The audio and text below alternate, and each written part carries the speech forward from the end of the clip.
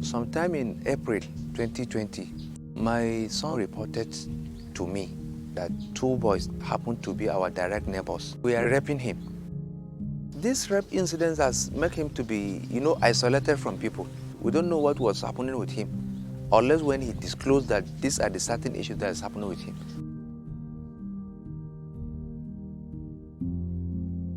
On Tuesday night, 13th of October, they gave my father a call that my 16-year-old was pregnant. This rape of a teenager has affected Kike.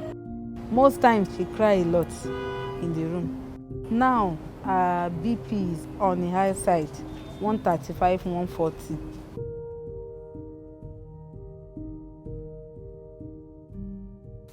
Oh, my grandmother ka ahụ na-adịghọ. So my auntie si ka anyị kpọta ka anyị mee ya test. Anyị ruteze na be my uncle. Ọ sị ka anyị nawa. Na ọ bụ na ya apụghọ na be na ọ ga-egbu mmadụ. Mụ agafewezi na-eji gosi ihe. Ọ dọtazie m n'akwata amarụ. From then, the thing na-erezi na-eshi na-agbasa ya. Akwụsa m ụmụaka ara maka this injury. Until ada mehicha akwa niile m kwesịrị iyi ma ịpụ apụ. The thing na-egbu m ma ịrahụ ụra set, ọ na-atụ m n'ọnụ.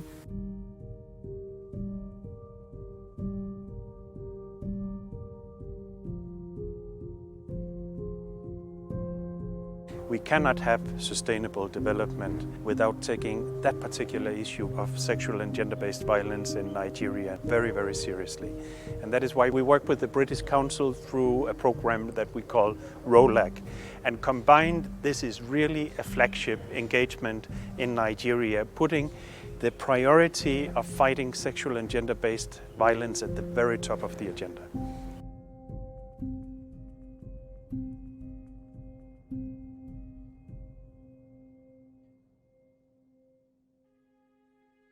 The Sexual Assault Referral Centres, popularly known as SARC, is one of our approaches to supporting persons that have been sexually assaulted.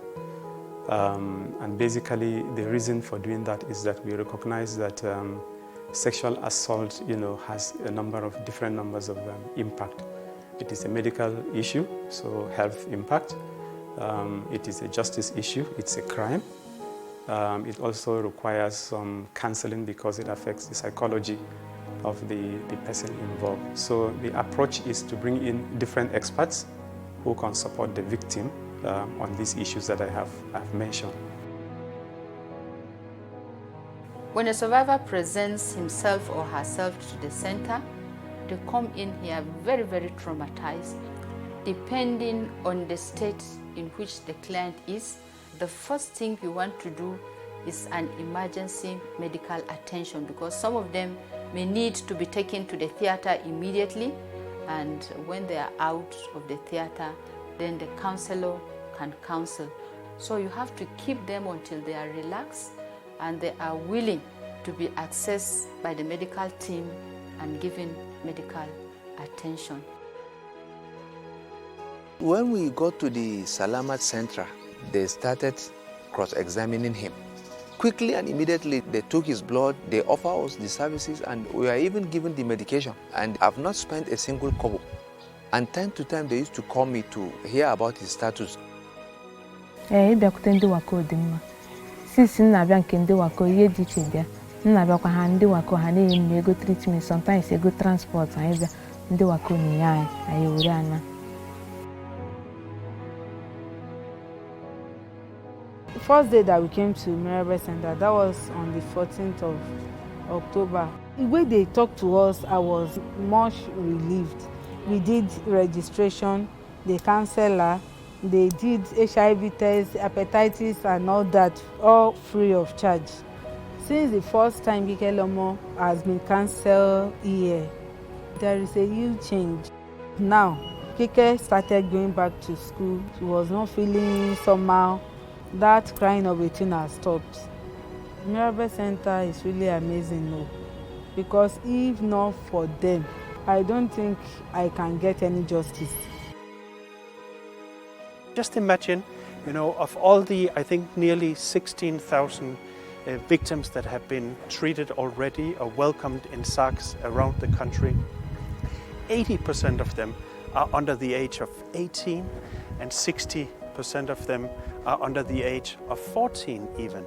The European Union has provided very significant funding. If we look at the ROLAC program and the Spotlight program combined, we provide more than 1 billion naira in support, but we cannot do it alone. And for the sustainability of these SARCs to be happening, we need, of course, also for government, state authorities and national authorities in Nigeria to provide the necessary funding looking ahead. Our work with the SARCs has been quite incredible. I think what will comfort us really as a program is to see as many states as are replicating the model that we have developed. The second thing is for us to really pursue legislation, ensure that as many states pass the Violence Against Persons Prohibition Act. In that legislation, it will be important. So this is a really vital priority to us as responsible societies to make sure that we cater for those that are most in need. This has to be such a vital national priority that it is being put right at the top of the agenda and also right in the top of the budget provisions, because that's the only way that it will become sustainable in the end.